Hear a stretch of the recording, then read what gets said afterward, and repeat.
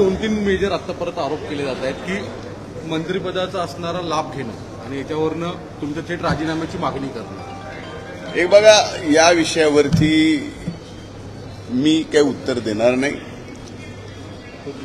माननीय अंजली दमानिया या स्वतः आदरणीय उपमुख्यमंत्री अजितदादा पवार साहेबांना भेटल्यात आणि त्यांना जाऊन भेटून ज्या कागदपत्रासहित त्या भेटल्यात त्यावरती माननीय उपमुख्यमंत्री अजितदादा आणि माननीय मुख्यमंत्री देवेंद्र भाऊ आणि उपमुख्यमंत्री अजितदादा यावरती स्पष्ट उत्तर देतील आणि ते उत्तर त्यांनीच द्यावं अशी माझी सुद्धा या ठिकाणी इच्छा आहे.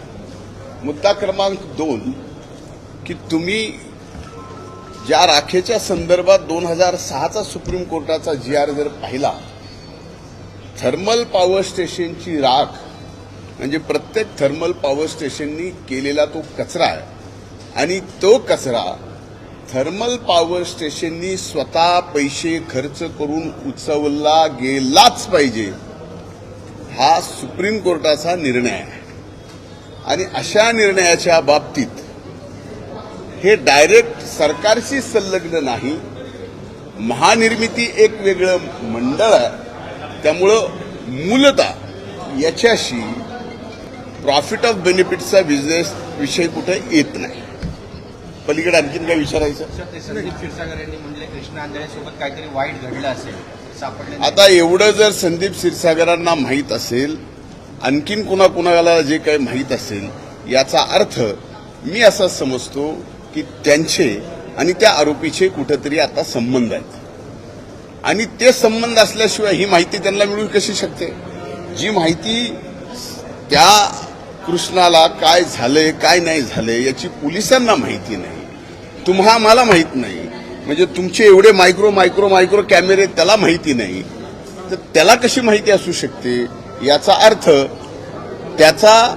त्यांचा कुठंतरी संबंध आहे आणि त्या संबंधातून अशा पद्धतीच्या बातम्या पेरायच्या. आपल्याला ती बातमी मिळते आणि सध्या गेली 1 महिना सव्वा महिना बीड पलीकडे दुसरं काहीही आपल्या माध्यमावर चालू नाहीये. म्हणून माझी आपल्याला हात जोडून कळकळीची विनंती आहे, या माध्यमांच्या बाबतीमध्ये सबंध बीड जिल्ह्यामध्ये लोकशाहीचा 4था स्तंभ म्हणून जो मान आदर, जो रुतबा आजही आहे, ते कुठंतरी हळूहळू कमी होत चाललं आहे. एक मला पूर्ण बोलू द्या आता.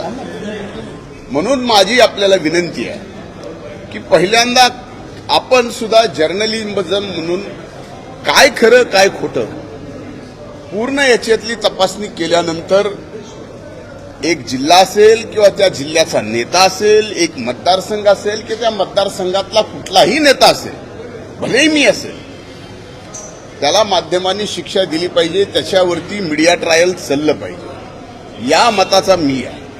पण ज्या संतोष देशमुखची ज्यांनी निर्गुण हत्या केली त्या हत्येकरांना फास्ट ट्रॅक कोर्टामध्ये नेऊन फासावर घातलंच पाहिजे. या पहिल्या दिवशीच्या भूमिकेत आणि आज माझ्या भूमिकेत कसलाही बदल नाही.